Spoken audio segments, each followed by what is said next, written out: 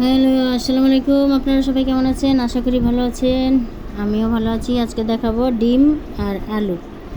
আমরা আলুটা সিদ্ধ করে রেখে দিচ্ছি, খোসা ছাড়াইয়া আধা ভাঙ্গা করে নিব, পুরাটা মিহিন করব না। সুন্দর করে ছিলে টিলে ভেঙে নেব হাত দিয়া। তারপরে হচ্ছে এটারে আলাদা এক জায়গায় পেঁয়াজ মরিচ কেটে ডিম একটা ভাঙ্গায় মাখায় নিছি। পরে ডিমটা কেটে টুকরো টুকরো করে নিব, ছোটো ছোটো। আপনারা পারলে বড় বড় রাখতে চান বড় রাখতে পারবেন। আমরা একটু ছোটো ছোটো করছি, কোনো সমস্যা নাই। এটা ছোটো ছোটো করে পিস করে ভালোভাবে ভেজে নিব ডিমটা।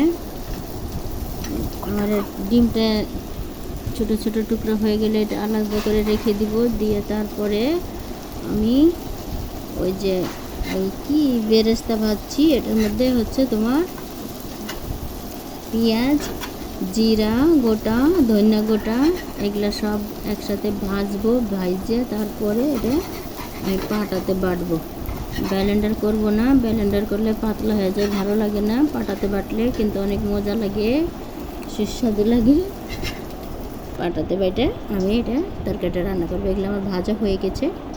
এটার মধ্যে জিরা, ধনিয়া আর পেঁয়াজ আছে ভাজা, আর শুকনো মরিচ, এটা একসাথে ভাজছি। এটা পাটায় বাটবো।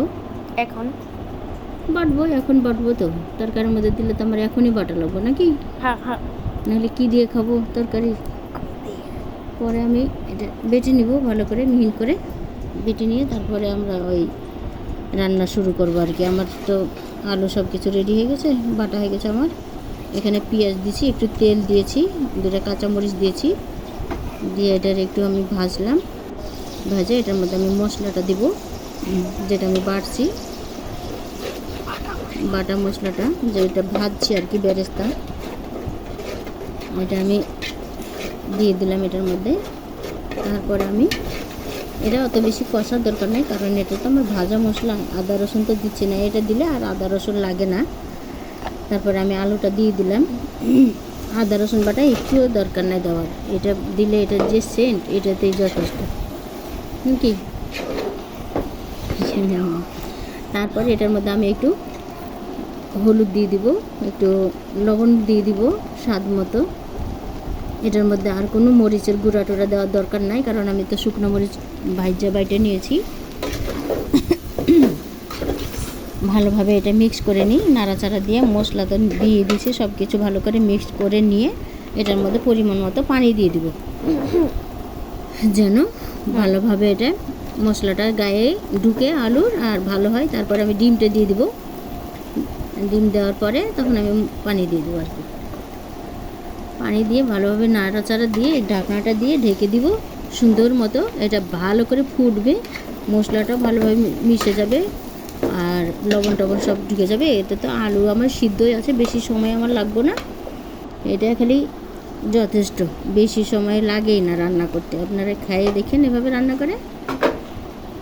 এটার মধ্যে এখন খালি পানি দিলেই হবে। আমি পানিটা ফুটিয়ে রেখেছিলাম আগে অন্য একটা পাত্রে। ফুটানো পানি দিলে তাড়াতাড়ি হয়ে যায়। আপনারা চাইলে কাঁচা পানিও দিতে পারেন। দেখছেন দেওয়ার সাথে সাথে ফুটা শুরু করছে। তো ফুটানো পানি দিলে কি হয়, এটা ফুটতে সময় লাগে না। আর কাঁচা পানি দিলে তো এটা ফুটতে সময় লাগে। আমার চুলা খালি ছিল, আমি পানি বসিয়ে রেখে দিয়েছিলাম। পানিটা ফুটছে, আমি এটার মধ্যে ঢেলে দিয়েছি নাকি। তারপরে ঢাকনা দিয়ে ঢেকে দিব। কিছুক্ষণ পরে আমি ঢাকনাটা উঠিয়ে দেখি, কিন্তু এটাতে একটু ঝোল ঝোল রাখতে হবে। আলু তো সব চুষে যায় কিন্তু। টুসালাই আরে চুষালাই মানে কি, একদম মাখো। আলুতে একটু ঝোল রাখাই ভালো, না হলে এটা ঠান্ডা হলে একদম ঘন হয়ে যায়, বেশি অত ঘন ভালো লাগবে না।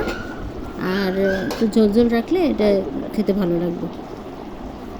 তারপরে এটা আর অন্য কোনো কিছু দেওয়ার দরকার নাই, মশলা টশলা।